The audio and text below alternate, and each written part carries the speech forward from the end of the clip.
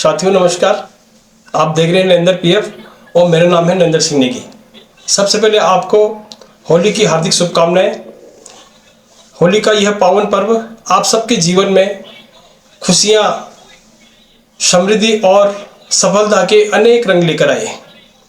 साथियों, मैंने अभी 3-4 दिन पहले अपना यूट्यूब चैनल शुरू किया था जिसका नाम नरेंद्र पीएफ रखा है, और आप लोगों का जो मुझे प्यार और समर्थन मिला, मैं उसके लिए आपका बहुत तहे दिल से धन्यवाद करता हूं। और आपसे उम्मीद करता हूं कि आप इसी प्रकार से मेरे चैनल को लाइक करेंगे, शेयर करेंगे और आगे भी सब्सक्राइब करते रहेंगे।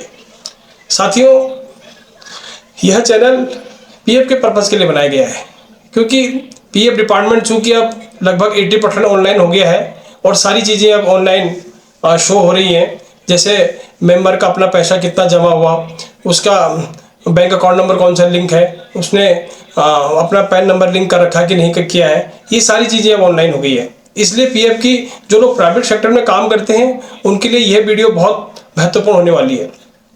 साथियों, आगे मैं आपको डेमोन्स्ट्रेट करके दिखाऊंगा कि पीएफ में कौन कौन सी साइडें हैं, मेंबर किस साइड पे काम कर सकता है और एम्प्लॉयर के लिए कौन सी साइड है। इन सब बातों पर हम आने वाले वीडियो पे बात करेंगे। आज हम बात करते हैं कि पीएफ क्या है। साथियों, पीएफ एक बहुत ही अच्छी बचत योजना है जिसमें से कि यदि आप प्राइवेट सेक्टर में काम करते हैं तो आपके लिए ये वीडियो बहुत महत्वपूर्ण है। आपकी बेसिक और डीए का 12% पीएफ डिपार्टमेंट में जमा होता है, उसको कर्मचारी शेयर कहते हैं, यानी कि एम्प्लॉय शेयर। ऐसे ही कंपनी भी अपना 12% जमा करती है, लेकिन कंपनी के का जो पैसा पीएफ ऑफिस में जमा होता है वो 2 पार्ट में जमा हो जाता है, उसके 2 भाग हो जाते हैं। एक उसको पेंशन फंड कहते हैं और एक कहते हैं एम्प्लॉयर शेयर, यानी कि कर्मचारी का शेयर, कर्मयोक्ता का शेयर और पेंशन फंड। तो इसका जो 12% आपका जमा हो रहा है आपकी सैलरी का, वो तो क्लियर कट आपके ही अकाउंट में जमा होगा, आपके शेयर में जमा होगा। लेकिन जो कंपनी का जो 2 पार्ट होते हैं वो 2 जगह डिवाइड हो जाते हैं। इसको एक एग्जांपल के तौर पर समझते हैं।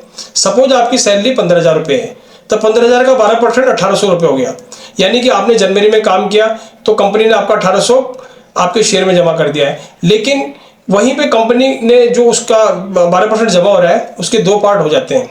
8.67 कंपनी के शेयर में जमा होता है और 8.33 पेंशन फंड में जमा हो जाता है। हालांकि वो पैसा जो भी कंपनी जो भी पैसा जमा कर रही है वो आपका ही है, लेकिन उसको निकालने की जो कंडीशन है वो अलग अलग है। साथियों, जो पीएफ का पैसा है उसे तो आप कभी भी विड्रॉल कर सकते हो, आप रिटायरमेंट के बाद वो पैसा आपको मिल जाता है। लेकिन पेंशन का पैसा है और एम्प्लॉयर शेयर के पैसे में थोड़ा सा कंडीशन लगती है।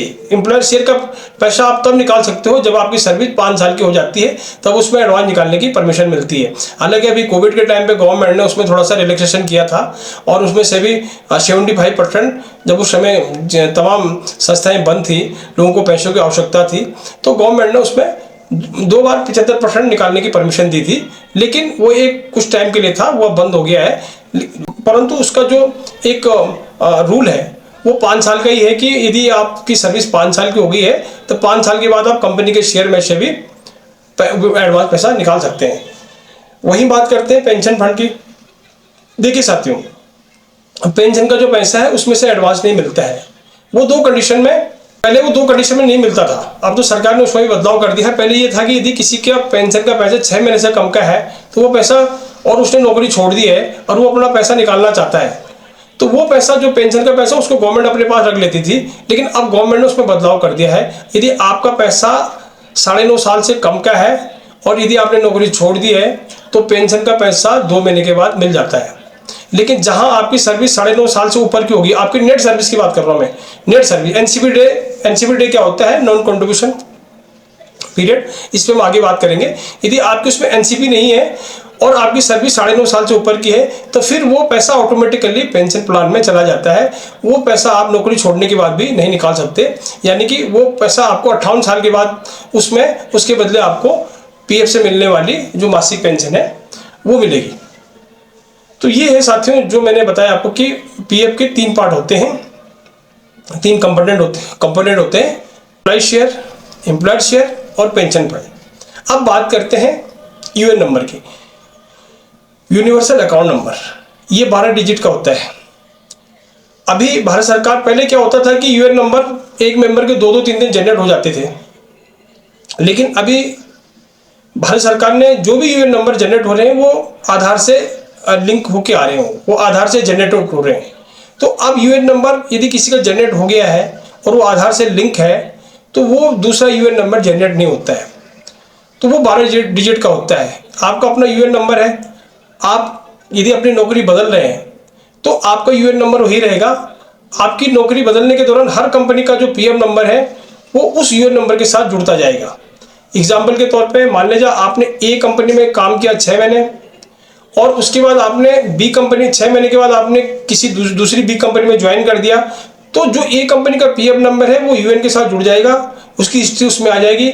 और जब आप बी कंपनी में ज्वाइन करोगे तो बी कंपनी का पीएफ नंबर भी उस यूएन के साथ जुड़ जाएगा। ऐसे ही आप निरंतर यदि सर्विस बदलते रहेंगे तो हर कंपनी का जो पीएफ नंबर है उस यूएन के साथ वो जुड़ता जाएगा, तो उसकी एक हिस्ट्री बनती जाएगी, उसमें सारा दिख जाएगा कि आपने किस कंपनी में कितना काम किया, किन किन कंपनी में आपने काम किया, किस कंपनी में कितना पैसा पड़ा है।